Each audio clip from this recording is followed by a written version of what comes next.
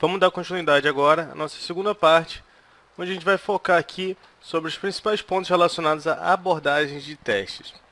Então a gente vai começar vendo que quando se fala de abordagens de teste, a gente trata principalmente de duas abordagens. A gente pode estar falando da abordagem caixa branca ou abordagem caixa preta. Qual a diferença? A diferença basicamente reside na visibilidade ou não do código-fonte. Então vamos com calma. A abordagem caixa branca ela é também chamada de abordagem estrutural. E nessa abordagem, o analista ele tem acesso ao código-fonte, ele conhece a estrutura interna do produto, ele sabe o que está sendo analisado. E, em cima disso, possibilita que possam ser feitas escolhas em partes específicas de um programa para poder ser avaliada.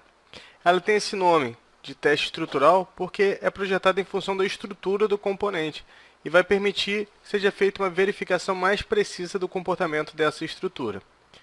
O acesso ao código ele vai facilitar o isolamento de uma função ou uma ação, porque eu vou pegar aquele meu código individual e vou analisar apenas aquela informação.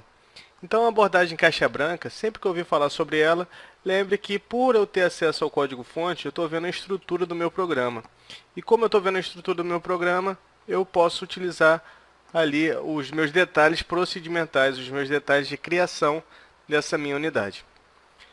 Já na abordagem funcional, que é chamada de abordagem caixa preta, o código ele funciona como se fosse uma caixa preta mesmo, onde eu não tenho acesso ao código-fonte. Então eu tenho acesso ali ao meu procedimento, mas eu não sei como que ele funciona.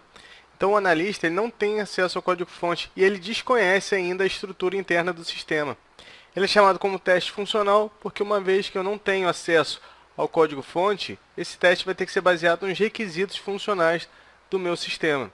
Então, nesse caso, eu estou focado ali nos requisitos da aplicação, ou seja, no que a minha aplicação deve desempenhar. Posso verificar, por exemplo, se a data de nascimento está preenchida com uma data que não está permitida. Eu não preciso saber o código-fonte para isso. Isso é um requisito do meu sistema, é uma funcionalidade. Verificar se tem alguma função inexistente ou algo que não abre, alguma tela que não abre ou que não existe. Tudo isso pode ser executado a partir dos requisitos da aplicação. Existe ainda uma outra abordagem que a banca CESP ela costuma cobrar algumas vezes, que é relacionado à abordagem mista, é o que é considerado a caixa cinza. O conceito de teste caixa cinza ele não é muito bem definido e, inclusive, ele nem é muito bem aceito por todos os autores. Mas a banca ela cobre, então a gente tem que entender como que ela classifica o que é o teste caixa cinza. Na verdade, o teste caixa cinza ele vai ser uma mistura do teste caixa preta com o teste caixa branca. Como diz o próprio nome da abordagem mista. E para eu poder realizar esse teste caixa cinza, eu vou realizar um teste voltado para as interfaces, para o funcionamento da minha aplicação, ou seja, para a parte funcional, mas para eu poder fazer esse teste funcional, eu tenho que ter um pouco de conhecimento da estrutura interna do meu programa. Então perceba que eu vou executar um teste voltado para a abordagem funcional, mas eu preciso ter um pouco de conhecimento da minha abordagem estrutural. Por isso ele é chamado de teste caixa cinza ou abordagem mista. Mais importante do que saber quais são as abordagens relacionadas aos testes de software, a gente tem que saber quais são as técnicas de cada uma dessas abordagens. Esse é um assunto que costuma cair muito. As bancas elas costumam o tempo todo tentar fazer pegadinha, colocando uma técnica que é relacionada ao caixa branca e diz pra gente que aquela técnica é da caixa preta. E assim vice-versa, da mesma forma. Então, a gente tem que saber o que diferencia o caixa branca e caixa preta. Já falei para vocês, é o acesso ou não ao código-fonte. E além disso, a gente tem que saber quais são as técnicas relacionadas a cada uma dessas duas abordagens. Então vamos começar aqui pela abordagem caixa branca, verificando quais são as técnicas que tem. Vamos fazer um breve resumo sobre essas informações. A primeira das técnicas de caixa branca é a complexidade ciclomática. O que é a complexidade ciclomática?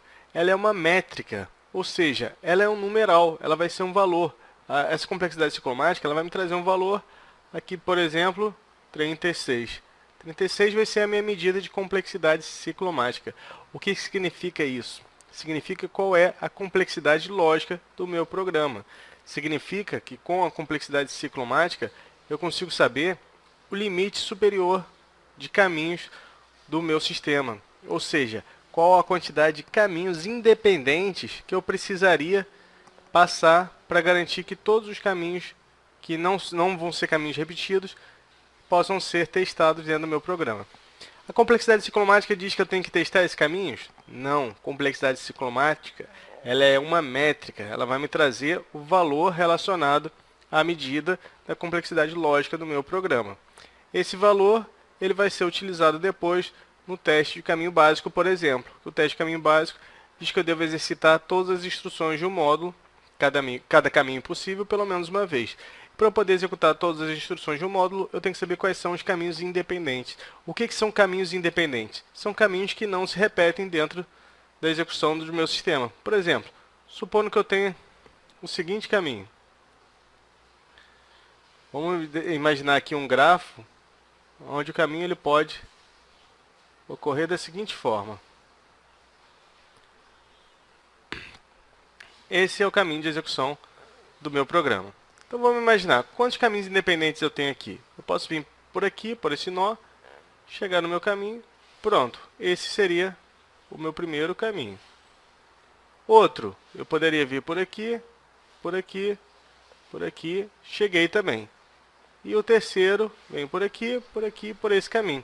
Então perceba que eu tenho 3 caminhos independentes, ou seja, com esses 3 caminhos eu já percorri todas as arestas existentes que representam o funcionamento do meu sistema.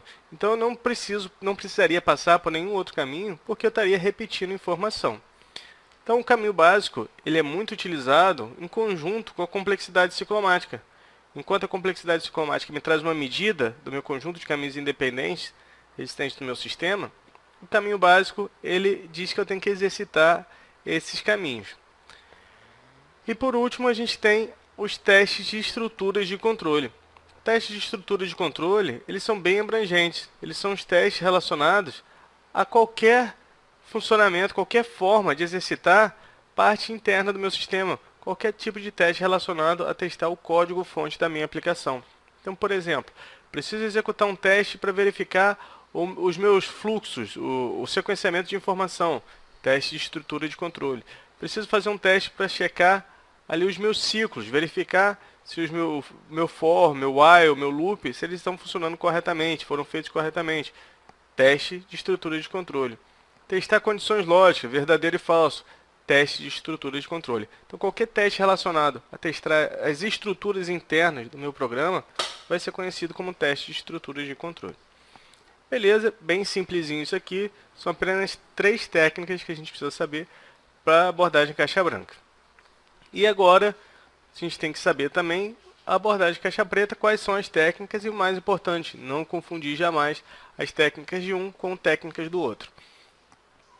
Primeira técnica, teste baseado em grafo. Como que funciona o teste baseado em grafo? No teste baseado em grafo, eu vou criar um grafo representando o funcionamento do meu sistema. Eu vou dizer, por exemplo, o seguinte: clicar no menu opção, vai abrir uma janela com informações sobre o meu sistema, o que existe no meu sistema. Esse seria um exemplo de grafo de fluxo. Clico no botão, outro seria, clico no botão relatório, abro a opção dos relatórios disponíveis. Clicando nos relatórios disponíveis, eu posso imprimir um relatório. Isso aqui então, pessoal, nada mais é do que um grafo que está representando o relacionamento entre os meus objetos. Isso aqui eu posso entregar para uma pessoa independente, ela vai olhar isso aqui, vai ver, opa, se ela clicar no menu opção, vai ter que abrir uma tela de informações do sistema. Então, basta ela ir lá, clicar nesse menu e verificar se isso aqui funcionou. Funcionou? Pronto. Passou aqui no teste e que ela utilizou baseado num grafo. O outro, o que mais que eu posso fazer? Posso dizer o seguinte, clicou no botão de relatório, eu tenho que em menos de um segundo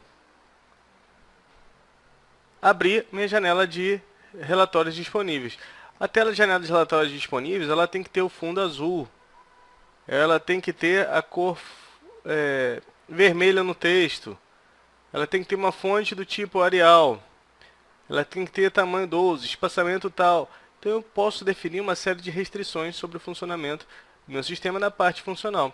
Então a pessoa que vai executar esse teste, ela pode pegar esse grafo que está representando a informação do sistema e verificar aqui o que ela precisa fazer e tudo que o sistema tem que atender para poder estar em conformidade com o que foi solicitado. Então ela consegue, a partir dessas informações, realizar o teste sem ter conhecimento do sistema, só a partir da funcionalidade esperada por esse sistema.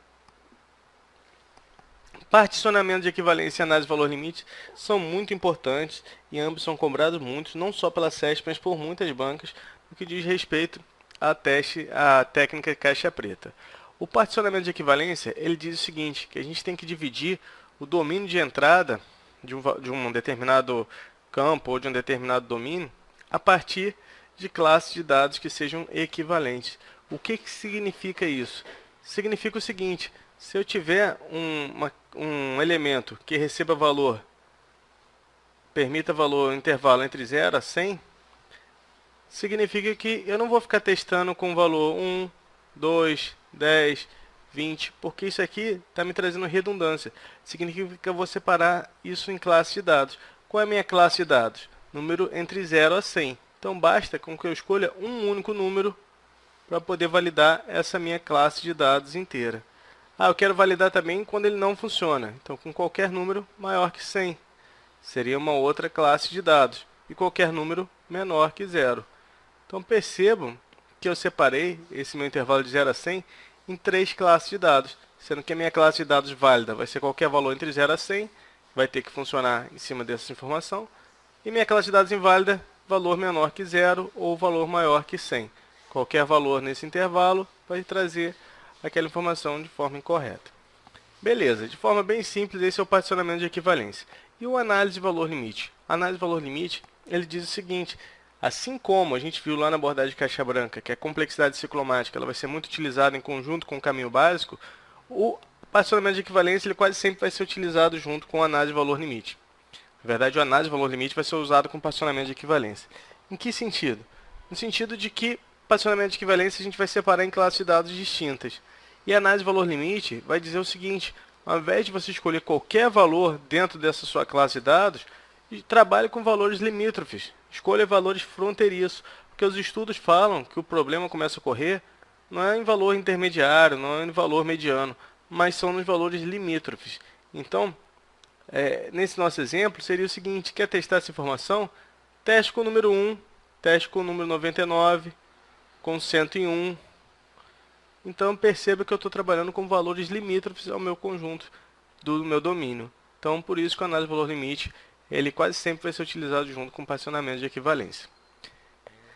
E a matriz ortogonal é uma outra técnica de teste, pode ser chamada também de pairwise testing, ou teste de todos os pares, que ela tem por objetivo você diminuir a quantidade de casos de teste baseado numa propriedade da matriz ortogonal, uma propriedade matemática da matriz ortogonal, onde você vai pegar um conjunto de informação e a partir desse conjunto você vai derivar um conjunto bem menor em cima daqueles valores. Em que situação que a matriz ortogonal é utilizada? Quando você tem um conjunto pequeno de informação, mas esse conjunto de informação ele pode ter vários estados. Então, nesse tipo de situação, você utilizaria a matriz ortogonal para não gerar lá uma série de combinações. Vamos supor que você tenha 30 combinações possíveis. A partir da técnica de matriz ortogonal, você consegue derivar e obter ali 10 tipos, 10 valores, 10 combinações para você testar, que diminui ali o seu mundo relacionado à parte de teste de software. Então é isso, técnicas caixa branca e teste caixa preta. Breve resumo aqui sobre as principais informações. Vamos agora resolver questões sobre o assunto. Para realizar testes de unidade ou estrutural, pode-se utilizar uma representação conhecida como grafo de fluxo de controle de um programa. A partir do grafo, executam-se todos os caminhos do programa, principalmente na presença de laços. Bom, vamos lá. Para realizar testes de unidade. Teste de unidade ou teste estrutural. Tá certo isso? O teste estrutural é a abordagem relacionada ao caixa branca. E o teste unitário, uma vez que ele vai executar o código, vai precisar ter informação do código, é um teste relacionado à abordagem estrutural. O problema é o seguinte: para eu realizar o teste estrutural, ou meu teste caixa branca, eu posso utilizar uma representação conhecida como grafo de fluxo de controle, ou grafo de dados, sem problemas. A partir do grafo, eu vou executar alguns caminhos do programa. mas não é possível que eu faça o teste de todos os caminhos do meu programa. O percentual de caminhos existidos ali dentro de um programa, existente dentro de um programa, ele é muito grande. Então, dificilmente eu conseguiria, com o poder computacional atualmente, realizar um teste onde eu vou fazer ali a execução de todos os caminhos do meu programa. Inclusive o próprio Presman coloca um exemplo dentro do livro dele, onde um sistema de pequeno porte, para poder ser executado todos os caminhos desse programa, você levaria ali alguns milhares de anos com poder computacional existente. Então é algo que não é viável. Então a gente tem que saber também que teste exaustivo não é possível. O que são testes exaustivos? Testes exaustivos são os testes que iriam exaurir todos os possíveis problemas, todos os possíveis caminhos de execução de um sistema. Então eu teria que testar todas as combinações, todas as situações possíveis. E isso não é possível, porque não valeria a pena, tanto no valor financeiro quanto no tempo relacionado para eu poder testar todo um sistema. Então, mais uma vez, questão incorreta, porque diz que vão se executar todos os caminhos do programa. Não são todos os caminhos, são os principais caminhos ali existentes. A título informativo, o que é verificado é o que a gente chama de cobertura de teste, que é um nível de cobertura de teste. Qual é o nível de cobertura de teste esperado? Vou determinar um valor em cima disso e vou trabalhar para atingir esse nível de cobertura esperado.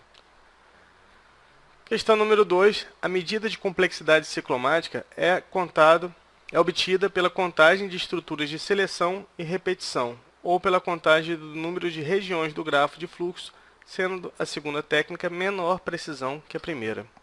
Bom, pessoal, isso aqui está incorreto.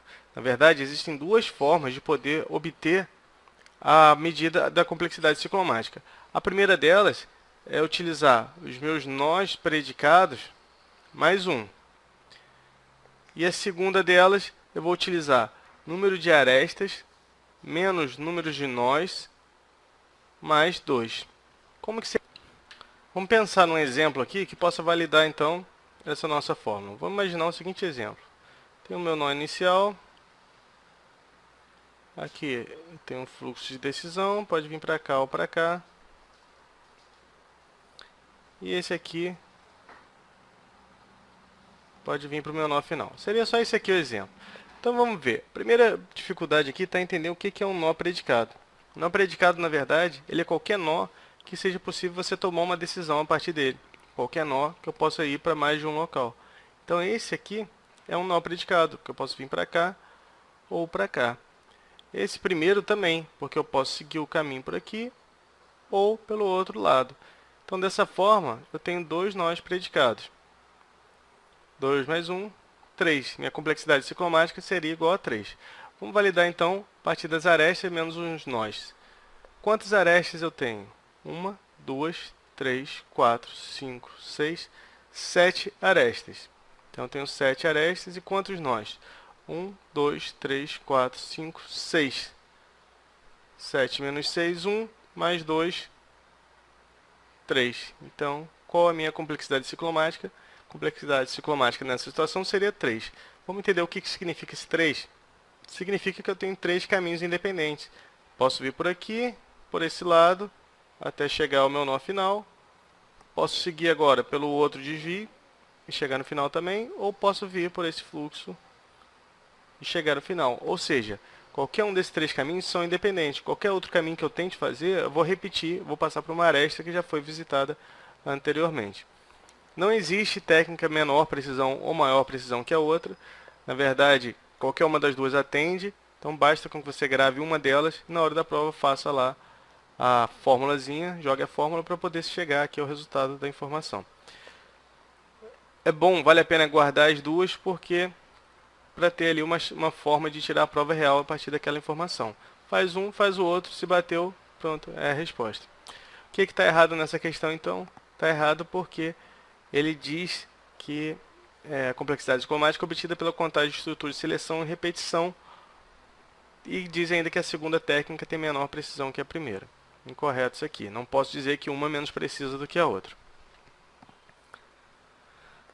Testes funcionais são aplicados para identificar não conformidade entre o programa e seus requisitos. Bom, vamos lá, vamos recordar. O teste funcional, ele é a abordagem caixa branca ou a abordagem caixa preta? Teste funcional é a abordagem caixa preta, uma vez que eu estou utilizando a ideia do funcionamento do meu sistema sem ter conhecimento sobre o código-fonte dele. Então, se eu estou utilizando uma ideia do funcionamento do meu sistema baseado nos requisitos, eu vou poder identificar os problemas relacionados à conformidade, problema relacionado ao funcionamento do programa com o que foi solicitado? Sim, perfeitamente. Na verdade, essa é a ideia do teste funcional. Eu consigo identificar se tem algum problema ali em cima de algo que foi especificado e não está funcionando de maneira correta. Vamos encerrar essa aula por aqui, para ela não ficar muito grande, e a gente continua a seguir resolvendo algumas questões.